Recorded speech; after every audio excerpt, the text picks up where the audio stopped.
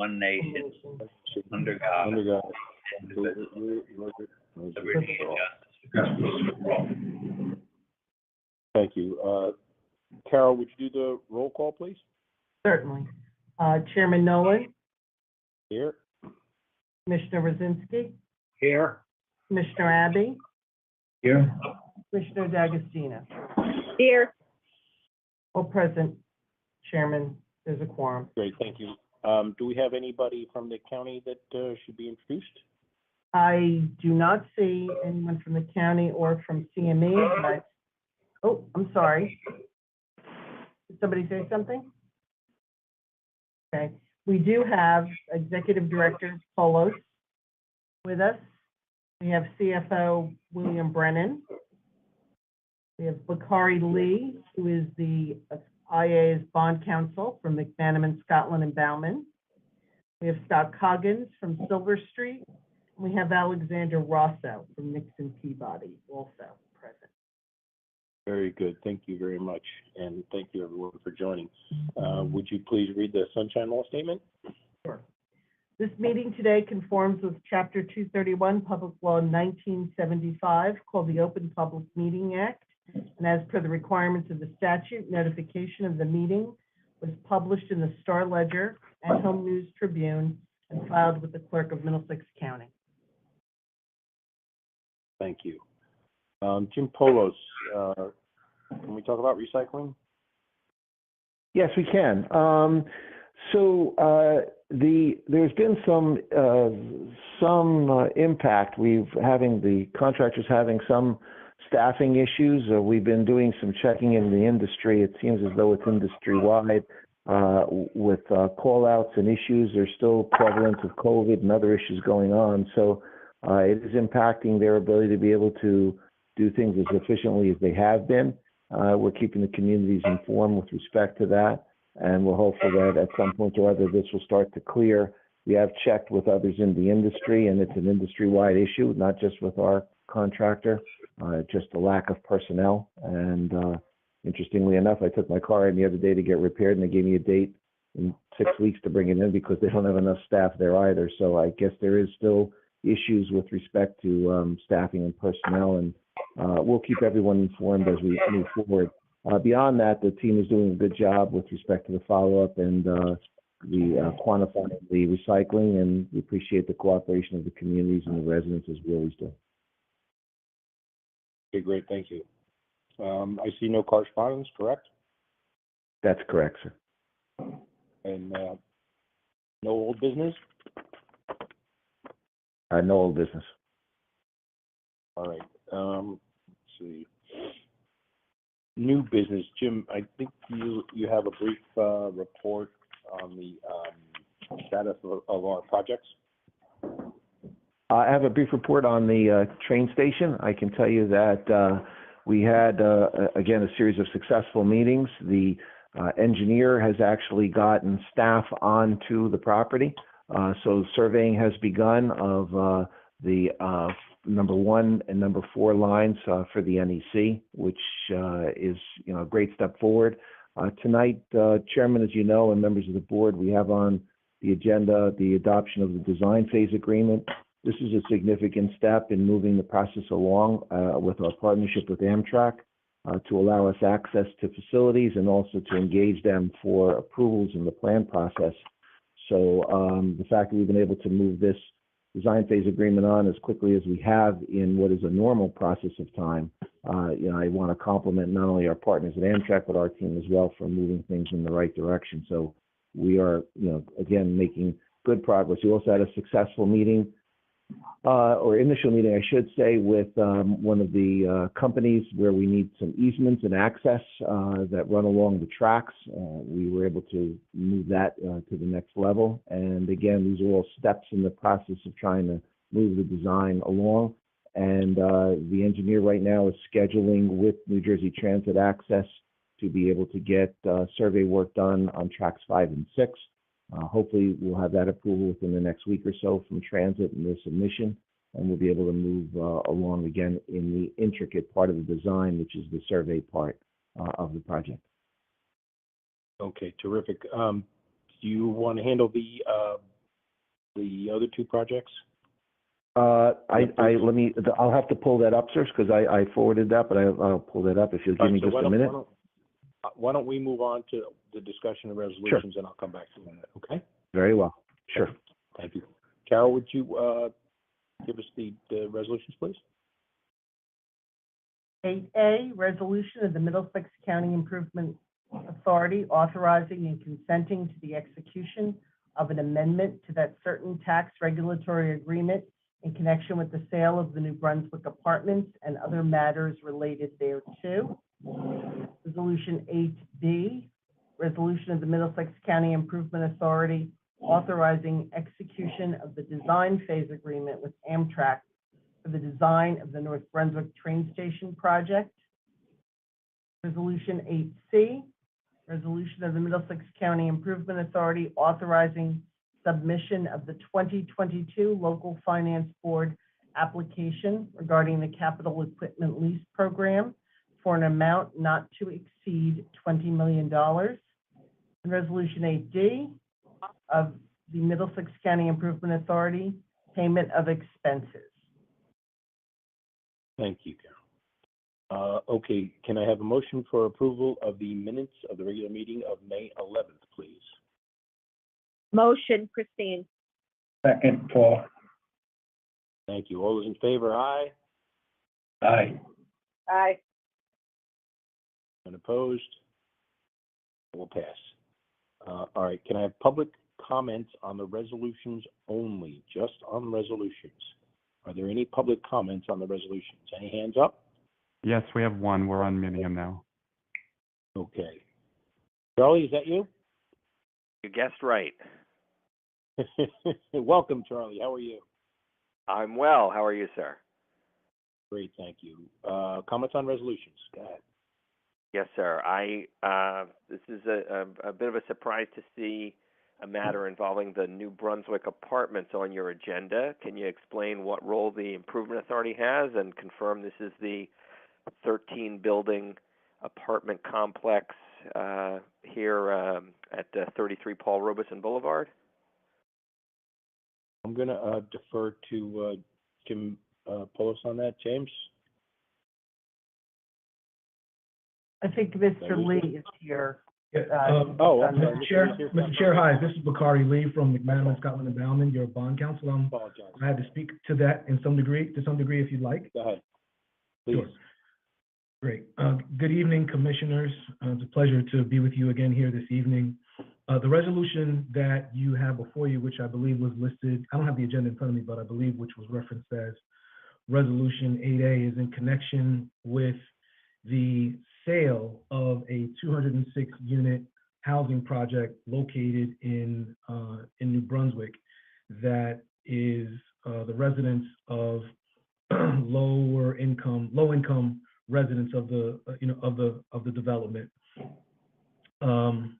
Our role at this point, frankly, is a bit tangential, but I'll go through it a little bit to give some perspective. In 2002, the Middlesex County Improvement Authority issued $14,940,000 of revenue bonds. Those were actually issued on December 13th, 2002, as part of the capital stack or the funding sources for the 206-unit housing project that I mentioned, which was built in order to provide safe and decent sanitary residences for low-income persons and families, and to be located in the city of New Brunswick. In connection with the issuance of the bonds, the Improvement Authority, the borrower and project developer, as well as the trustee for the bonds, entered into a tax regulatory agreement. That tax regulatory agreement, among other things, imposed certain restrictions in terms of who could live in the development. And again, it's restricted by the IRS code in connection with the issuance of the tax-exempt bonds for the project. Again, residents have to be designated as low-income residents pursuant to the tax code. Interestingly enough, thereafter, in 2014, the bonds that were issued in 2002 were redeemed and defeased and are no longer outstanding. So the bonds are no longer outstanding as of 2014.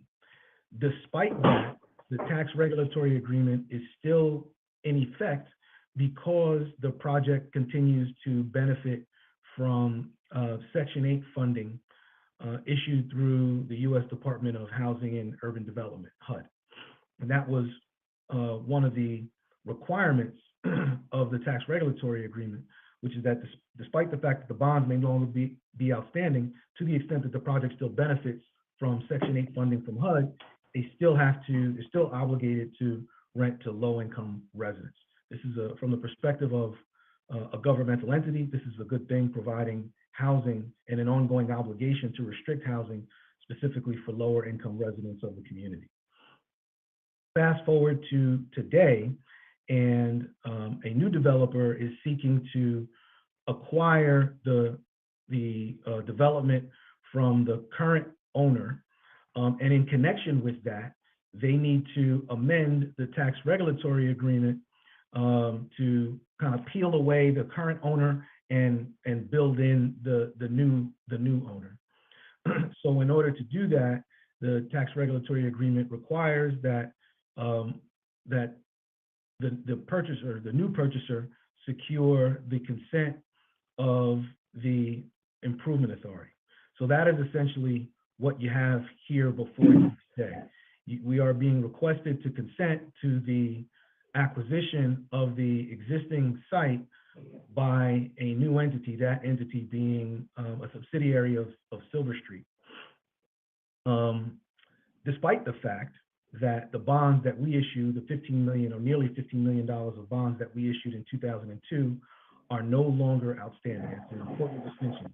We have no exposure in connection with our bonds because the bonds have been redeemed and are no longer outstanding. That notwithstanding, they still require, the documents still require our consent for this sale. And so that is the resolution that you have before you, consenting to the sale and authorizing the execution of an amendment to the regulatory agreement in order to permit the sale to go through. I believe we also have representatives from the developer who are seeking to purchase the site. Very good, thank you. Charlie, does that answer your question? Thank you, Mr. Lee. It does answer some of the questions. So I hear the new developer is Silver Street. Is that the Silver Street Development Corporation based in Portland, Maine? I will say we have Scott Coggins from Silver Street, who's also on the call. I leave it to your discretion, Mr. Chair, whether you want Scott to answer directly. Well, I don't think there's a question pending other than his question was, is it Silver Street? So the answer is yes. Okay, just want to make sure I'm clear on which company it is. So there, I do see Silver Street Development Corporation in Portland, Maine, and yes, what is the sale price for the property? I don't know the answer. Do we have that? I don't know the answer to that.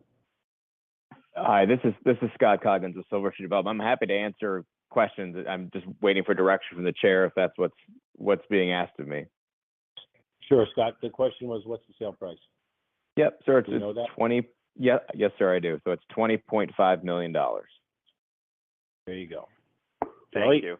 And all 206 units will remain exclusively for low-income tenants. Is that right? I don't have the existing regulatory agreement in front of me, sir. But right now, I think it's 195 of 206 units are technically low-income housing tax credit units. When we purchase the property and essentially what we call re-syndicate, which is recapitalize the property, it'll be all 206 units will then thereafter be affordable housing units, restricted to those residents making 60% of AMI or less. okay? Thank you for the thorough answers. The only remaining question I have is that it just, from Mr. Lee's explanation, it sounded like this, project was built in 2002, but of course, you know, the tax records I'm looking at now say it was 1975.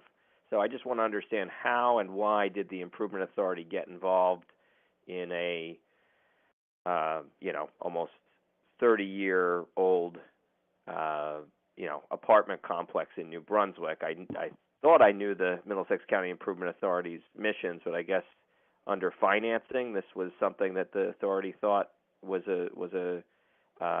something to get involved in 2002. Am I correct in understanding that this was just like privately owned until then, and then in 2002 the MCIA got involved for some reason in the financing? Is that fair to say?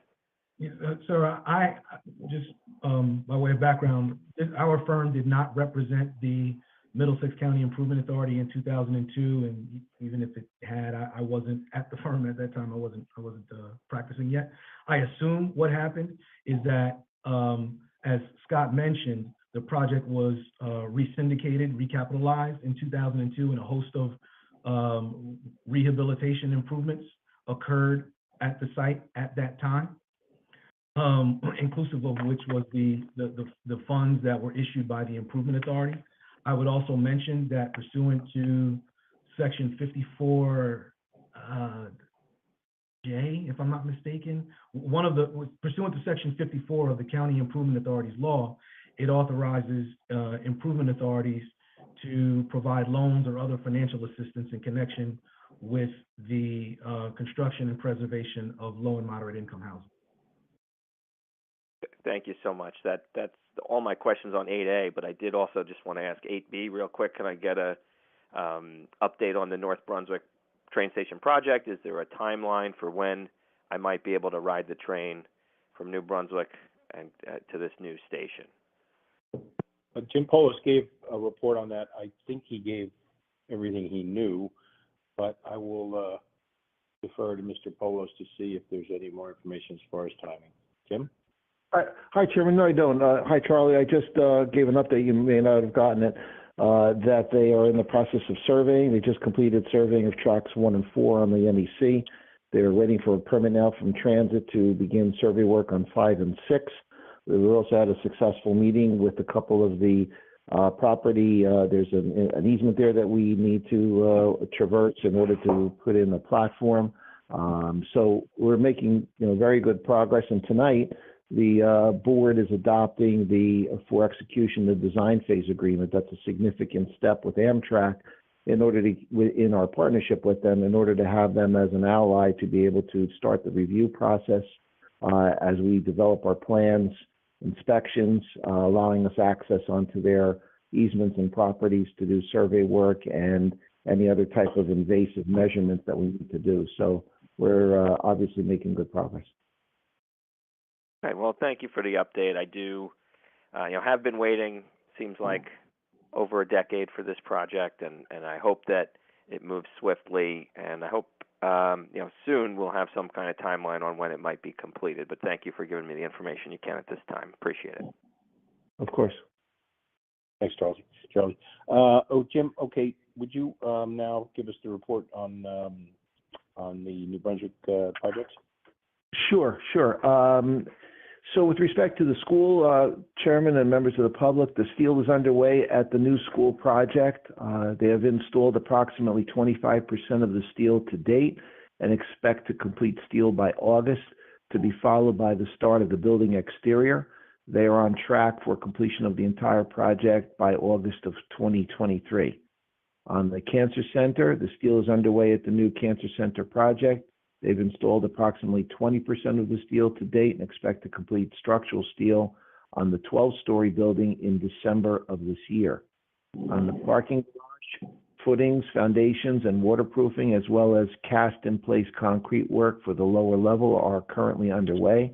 They expect the installation of precast concrete to commence by the end of this year as well. Great, thank you very much. All right. Charlie, public comments. Do you have any public comments on anything else? And I'm sure you have some comments on the New Brunswick projects. Charlie? Oh, as a matter of fact, Chairman, I actually do not have any further comments. I appreciate the Public- update, but thank you for okay, giving so- me the opportunity. All right, so that's public comments, but do we have anybody else from the public that wishes to comment, or Charlie, do you want to comment on anything else? At this time, there's no one else with their hand raised to speak. Okay, can I get a motion? So that section is closed, public comments are closed, and we're going to move to a motion for payment of vouchers. Can I get a motion to pay vouchers? Motion.